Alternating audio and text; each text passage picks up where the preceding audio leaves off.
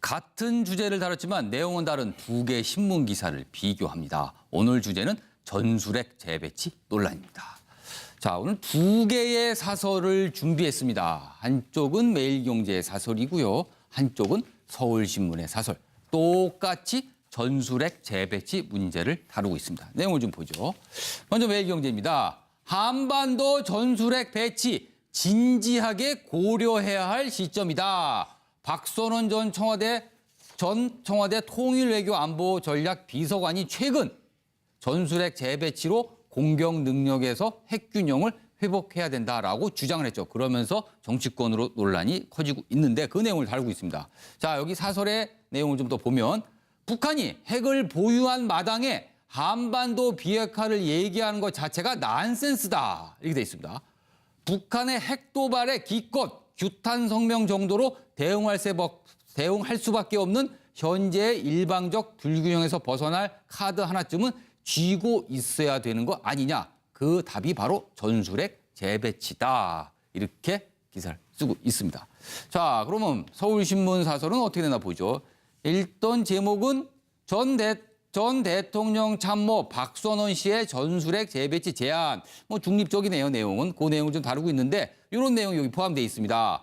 전술핵을 한시적으로 들여온다는 것 자체가 북한의 핵 보유를 기정사실화하는 꼴이 되기 때문에 이렇게 돼 있고요.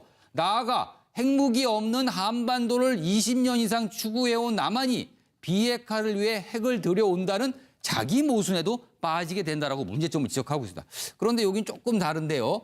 전술핵 재배치 카드는 차선책이라고 할 수 있다. 2년 정도 한시적으로 전술핵을 두고 핵미사일을 포기하게 하는 주고받기용 협상용 카드로 써야 하는 것 아니냐라고 결론을 내고 있습니다.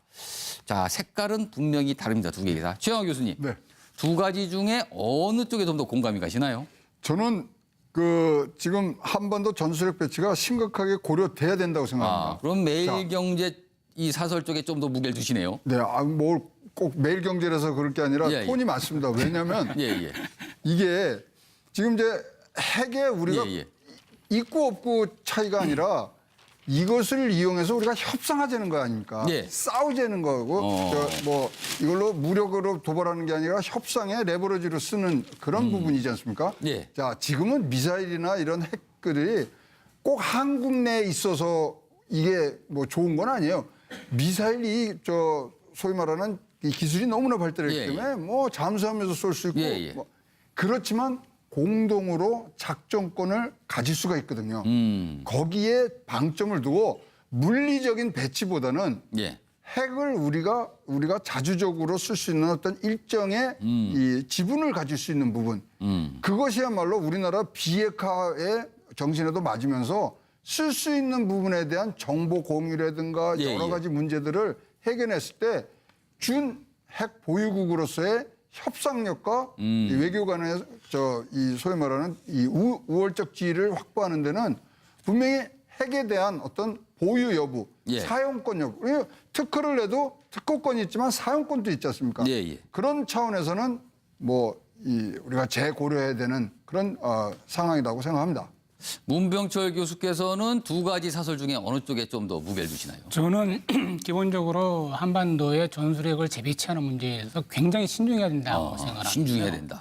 일단 냉전 시기에는 한반도에 핵이 배치돼 있었죠. 주한미군이 보유하고 있었고 그러다가 이제 냉전이 종식되고 1991년, 92년 이때 미국의 이제 세계 전략도 바뀌고 이제 거대한 적이었던 소련이 무너지고 하면서 세계 전략도 바뀌고 또 그 시기에 소위 한반도 비핵화 선언이라는 남북 간의 합의가 있었죠. 그런 것들을 배경으로 해서 이제 전술핵무가 철수가 되었었는데 문제는 이제 그 후에 북한이 핵 개발, 미사일 개발을 쭉 해오면서 현재의 단계까지 와 있단 말이에요. 그러다 보니까는 이제 우리 입장에서도 안보를 위해서 해볼 테면 해봐라 이런 이제 마음이 드니까 전술핵을 재배치해서 북한하고 일정한 핵 균형을 이루고 한시적으로라도 재배치해서 협상 카드로 쓰자 이런 주장이 나오는 이제 배경이거든요. 그런데 이제 몇 가지 문제가 있습니다. 첫 번째는 문제가 뭐냐면은 한반도가 지금 한국 전쟁 이후부터 계속 전쟁의 위협에 시달려 왔거든요. 예. 우리는 일상적으로 전쟁의 위협에 시달리다 보니까 그게 이제 만성화되어서 안보 불감증 내지는 전쟁 불감증. 아무리 방송에서 전쟁 위기다라고 떠들어도 국민들은 태연하게 일상생활을 합니다. 그러니까 외국에서는 그걸 보고 좀 깜짝 이상하다 놀란다고 그러잖아요, 합니다. 그죠? 예. 그런 상황이 벌어져 있는 건데 만약에 한반도에 전술핵무가 재배치돼서 남북한 간의 핵 균형이 도모되기 시작하면은 예. 우리는 이제 핵 전쟁의 공포에 살아야 되는 거예요. 아. 단순한 재래식 전쟁이 아닙니다. 그러니까 전쟁이라고 예. 하면 이제 핵을 쓰게 되는 이제 전쟁이 돼버린다. 핵을 쓰는 핵 전쟁의 공포에 시달려야 되는 거고 만약에 한반도에서 핵 전쟁이 터진다면 한반도는 사라지는 거예요. 한반도는 더 이상 사람이 살 수 없는 수백 년 동안 사람이 살 수 없는 생태계가 유지될 수 없는 그런 땅이 되어버릴 거예요. 예, 예. 그런 위험 부담이 하나가 있고요. 또 한 가지 문제는 뭐냐면은 냉전 시기를 보면은 미소 간의 핵무기 경쟁을 하면서 예, 예. 상대방의 핵미사일을 방어하기 위해서 요격 미사일을 개발합니다. 예, 예. 그게 이제 미국의 SDI 전략방위 구상이었거든요. 예, 예. 그게 21세기에 확대 개편된 게 미국의 MD 체계예요. 그래서 이제 발사 단계에서 이스라엘에서 요격하고 예, 예. 디권 나갔을 때 요격하고 최종 단계에서 사드로 요격하고 그렇죠. 그게 이게 미국의 MD거든요. 지금 들어와 있는 성주에 있는 사드입니다. 그렇죠. 그게. 그런데 만약에 남북한 간에 이제 핵균형을 이루기 시작하면은 상대방의 핵무기를 무력화시키기 위한 또 경쟁이 벌어질 겁니다. 아. 그렇게 되면은 한반도 남북한 관계는 끝없는 그 핵 군비 경쟁, 미사일 경쟁에 내몰릴 위험성이 높아요. 예, 물론 2년 한시적이라는 못을 박았지만 예, 예. 이 2년이 20년이 될지 40년이 될지 누구도 장담할 수 없는 거예요. 예, 예. 2년 뒤에 북한이 전술핵무기하고 그래 우리 핵무기 포기하고 할게라고 누가 그걸 보장을 합니까? 그렇기 때문에 지금 마음 같아서는 예. 북한을 혼내주고 싶고 예. 북한에 대해서 우리도 북한을 압도하는 그런 핵 무장으로 이렇게 대응하고 싶지만은 그 문제는 일단은 우리는 한미 동맹에서 미국의 핵 우산에 의존하고 있는 측면이 있기 때문에 예, 예. 맡겨두고 대신 우리 정부가 해야 될 일은 뭐냐면은 예. 북한의 핵 미사일 배치가 실전에 이르기 전 단계에서 예. 그것을 동결시키고 예. 장기적인 과제로서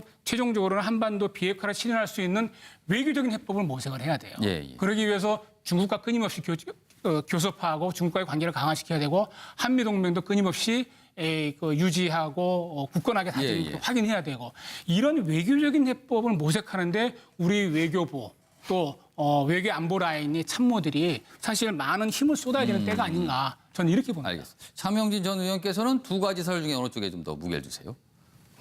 그 전에 말씀이죠. 저는 이 전문가라는 사람들이 예. 국민들을 예. 왜 전쟁 불감증이냐고 이게 질책하는 그 현상에 대해서 예. 참으로 한심한데요. 예, 예. 이 다수의 의견이 꼭 옳은 경우는 아니에요, 항상. 예, 예, 예. 그러나 우리나라 국민들이 있죠. 자기가 대한민국에 살면서 몸으로 있죠. 대한민국의 이 휴전 상황 그리고 사실 전쟁 위험 상황을 몸으로 겪었어요. 그렇기 때문에 이것은 전쟁의 신호다. 이것은 단순한 허언에 불과하다. 예, 예. 불바다란이라고 실컷 얘기해봐야 저들은 못 들어온다. 예, 예. 이제 미국이 우리와 한미 동맹이 굳건한 한 북한은 우리를 칠 수 없다. 예, 예. 라는 것들을 몸으로 다 알고 있는 거예요. 그래서 전문가들이 국민들한테 이건 진보와 보수를 다 떠나서 다 하는 얘기인데 예. 국민들한테 전쟁 불감증이다. 우리 한반도에 전쟁의 위협이 있다. 라고 이렇게 질책하는 것을 좀 스스로를 돌이켜봤으면 좋겠는데 예. 이 핵무기와 관련해서도 그렇습니다. 핵무기와 관련해서는 국민들이 다 생각하는 거예요. 북한이 핵을 갖고 있어도 예. 우리가 핵 우산 아래서 확실하게 미국의 핵 우산에서 확실하게 보장이 된다면 저들은 결코 그것을 쓸 수 없다. 단 현재 문제가 되는 건 미국과 우리와 거리가 너무 멀다. 미국에서 사실은 비완비가 뜨더라도 1시간이 걸릴 것이고 예, 예. 물론 괌에서는 30분 걸린다고 하지만 북한은 당장 그야말로 1분 내에 도발을 할 수 있기 때문에 예, 예. 이것을 현재 우리가 균형을 갖추는 것이 필요하다라는 것을 국민들이 생각하는 겁니다. 그래서 그런 차원에서 소위 말하면 공포의 균형 예. 차원에서 지금부터는 이제 단순히 이제 국민들의 생각이 아니라 우리 역사적으로 볼 때 이 예. 공포의 균형 상태에서 오히려 전쟁이 안 나는 겁니다. 예. 이거를 무슨 여러 가지 우리가 북한에 대해서 어떤 사적인 감정에 의해서 대응하고 응징하고 이런 차원에서 핵무기를 얘기하는 게 아닙니다. 이거는 역사적인 어떤 그 교훈입니다. 그래서 공포의 균형 차원에서 핵무기를 갖자는 건데 이거를 제가 볼 때는 그것이 오히려 전쟁 위험을 그것도 가중시킨다라고 생각하는 아니, 여기 분들이 대해서 과연 전문가인지 저는 의심스럽습니다. 문병철 반론할 기회 드릴게요. 한 말씀만 더 드리자면요. 짧게 해주세요. 지금 미소 간에도 냉전 시기에 핵무기 감축 협상을 시작한 계기가 됐던 게 쿠바 미사일 위기거든요. 1962년에 이제 그 당시 그 사회주의 소련이 미국의 턱 밑에 있는 쿠바에다가 이제 핵미사일 기지를 건설하니까 거기에 대해서 당시 케네디 대통령이 해상 봉쇄를 해서 결국은 양쪽이 협상을 했죠. 협상을 해서 핵미사일 기지를 철수하는 걸로 협상이 됐는데 그때 이제 양국이 느꼈던 게 뭐냐면은 자칫하면 핵전쟁이 일어날 수도 있겠다.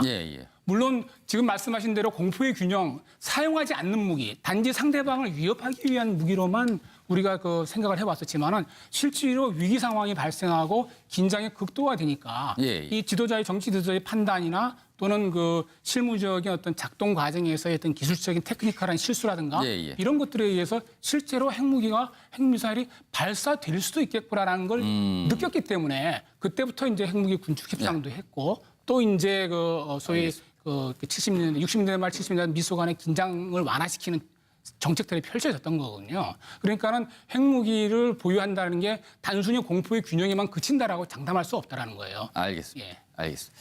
자, 두 분이 사설처럼 역시 대립되는 의견을 제시해 주셨습니다. 도발의 기껏 규탄 성명 정도로 대응할 수밖에 없는 현재의 일방적 불균형에서 벗어날 카드 하나쯤은 쥐고 있어야 되는 거 아니냐. 그 답이 바로 전술핵 재배치다. 이렇게 기사를 쓰고 있습니다. 자, 그러면 서울신문 사설은 어떻게 되나 보죠.